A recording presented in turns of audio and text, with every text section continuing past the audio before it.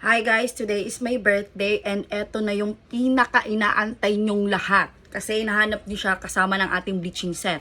So eto na, check ko muna ng 1 week kung perfect formula na ba ito para sa atin. So etong sample na to ay ang sunscreen na tinted. Kasi may nag-request ng tinted at saka yung sunscreen na gusto ko talaga. Kasi if you were to ask me, ang gusto ko talaga na sunscreen is yung parang wala lang pero protected ang skin mo. Kasi ayoko maglagay ng foundation. Ito kasi with BB cream kaya tinted.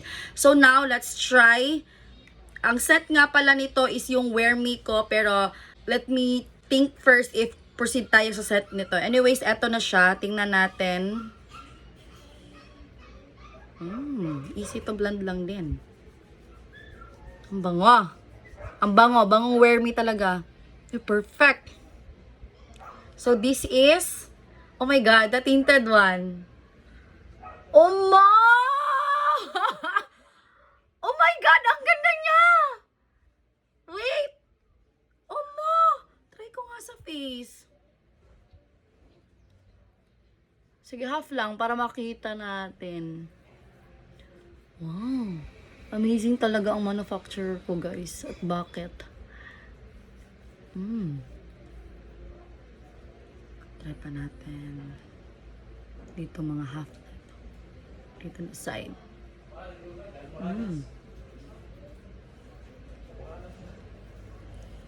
So, by the way, just an FYI, guys. Before ako nag-come up na mag-launch sa market ng sunscreen, ay of course, nag-stock ako sa maraming mga alam sa sunscreen. So, just so you know, bago ko lang nalaman na talagang 50 lang talaga yung maximum na SPF niyan. However, yung mga nakikita nating more than that is parang hindi ako sure kung paano siya i-explain kasi ayaw kong parang mamali ng pag-receive ng mga more than 50 na SPF. But sa calculation or sa formula nila, hanggang 50 lang talaga yan. Pero medyo parang na-exaggerate na hanggang ganyan. Pero yung iba kasi feeling nila, the more na higher SPF, the more na protected ang skin.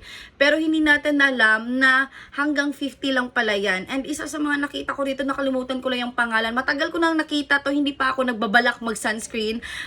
Nakita ko lang kasi nag-trending siya dahil merong mga SPF 30, madaming nabababaan. Gusto nila yung 50, more than 50. Parang mga ganun pa trending na meron ng 80, kulang na lang 100, yung mga ganun.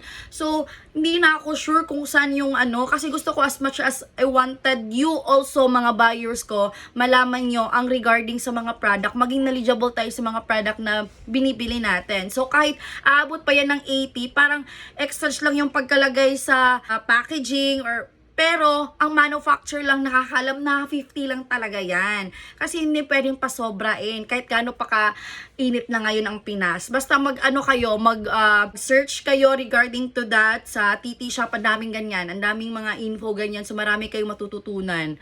So ayan, eto yung look ko na may sunscreen na with tinted. Ayan. Blendable at ang bango. Parang wala lang din siya. Parang katulad lang din ng ko. Ginagamit kong sunscreen. Perfect! Oh my God, day 1 pa lang to ha. Day 1. At ang laki.